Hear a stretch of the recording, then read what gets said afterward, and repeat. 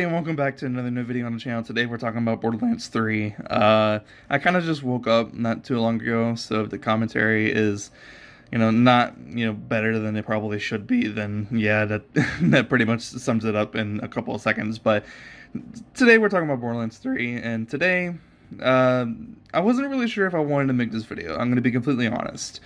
I wanted to make it simply because on console, I'm playing this on a base PS4, not a PS4 Pro, not on PC. I'm playing this on a base PS4, and there are a couple of problems with in terms of menuing and how those are lagging and stuff, but other than that, the game is great.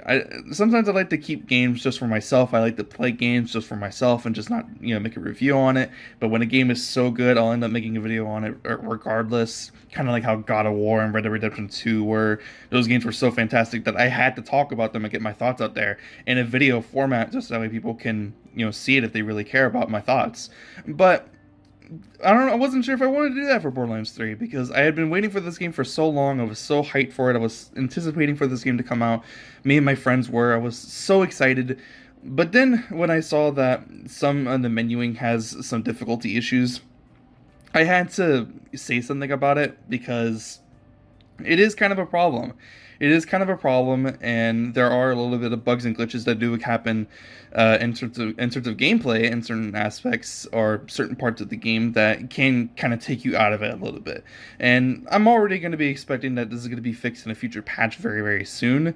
But I imagine Gearbox is wanting people to figure out the game first. Let players figure out what's really really powerful and what's underpowered, and then they're gonna nerf some stuff, buff some stuff, and then fix some bug issues.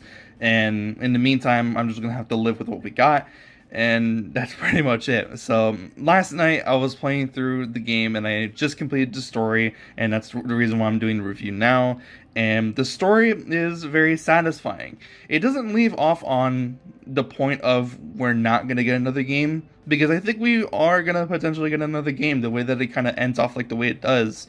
So abruptly, I would like to say it kind of just ends like the way that it does. I'm not going to spoil anything in this video. I'm just going to go ahead and just say a couple of stuff that I feel like needs to be said out there.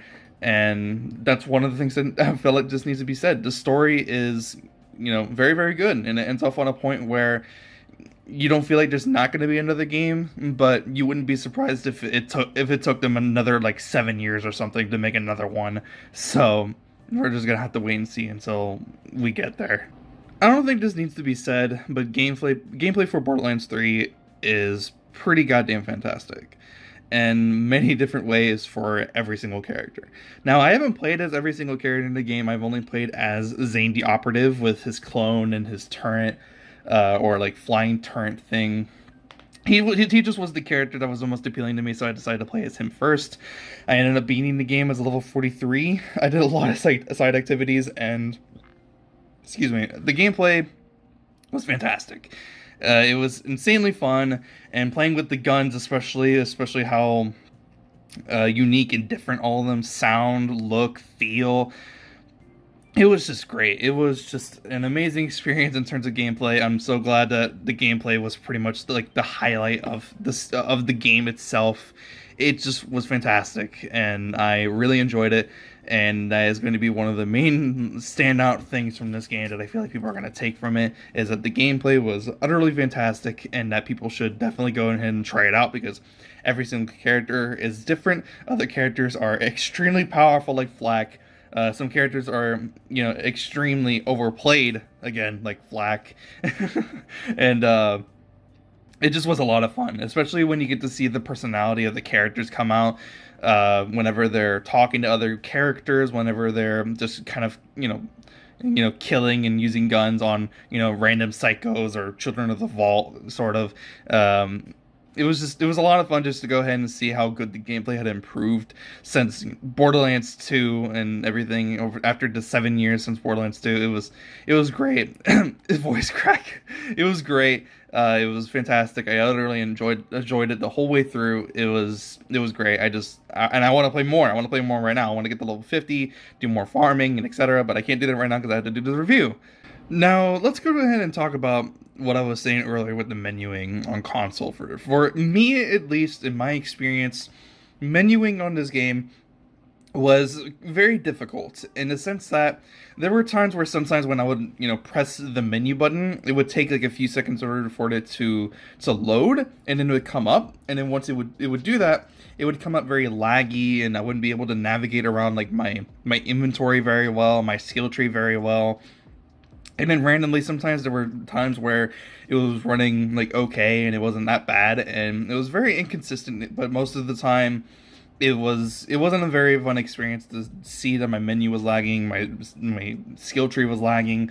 I don't know if that's just a problem on my part, or if that's a part on that's a problem on my part as not having a PlayStation Pro or something like that. I have no idea what the problem is, but on console, for me at least, in my experience, the menuing was a problem. It was very unimmersive. It was kind of annoying at times, but I dealt with it.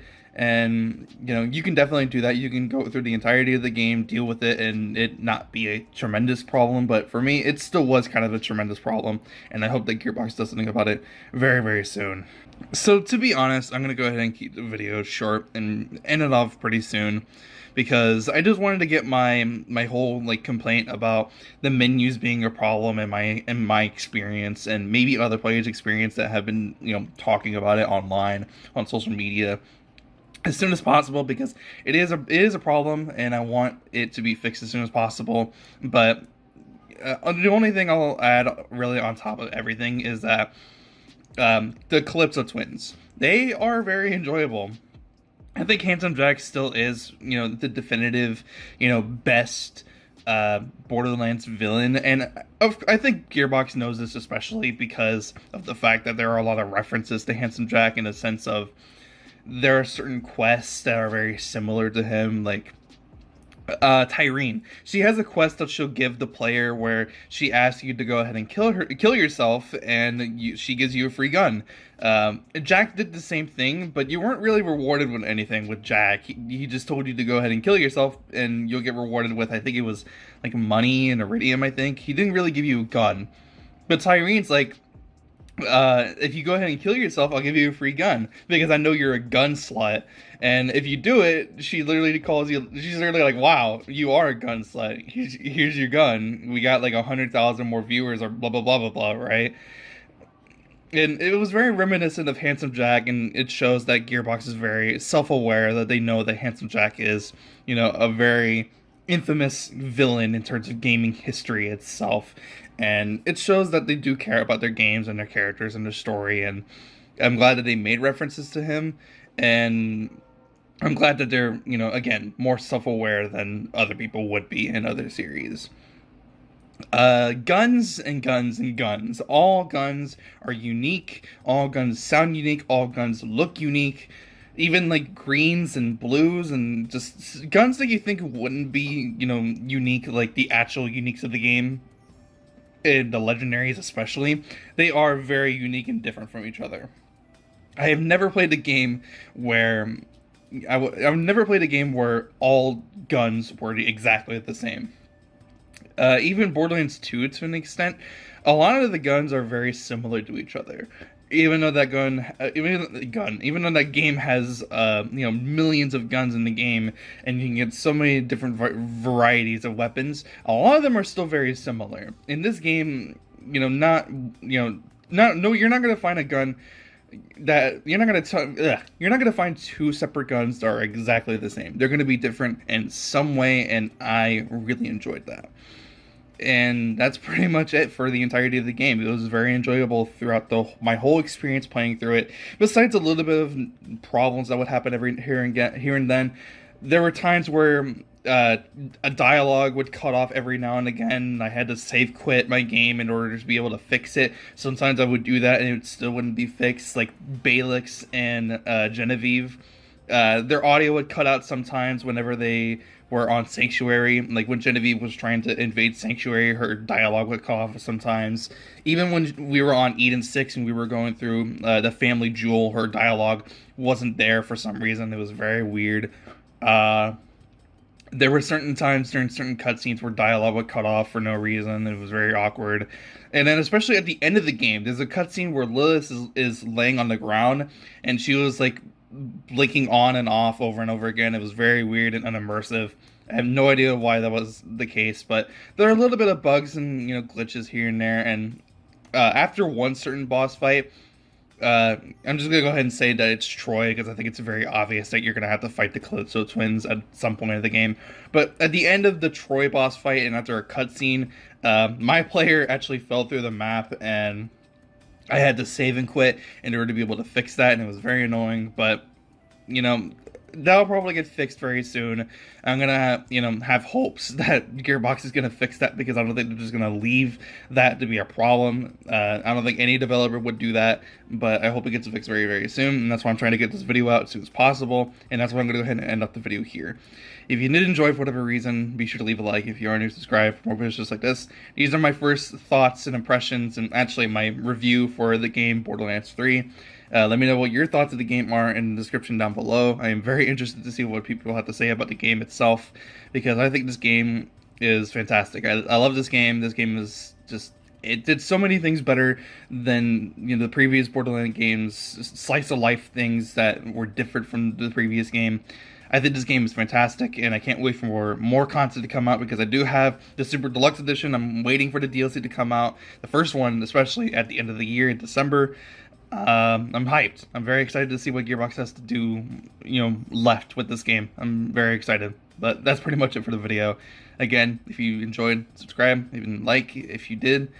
Yeah, I'll see you guys in the next one. Peace out.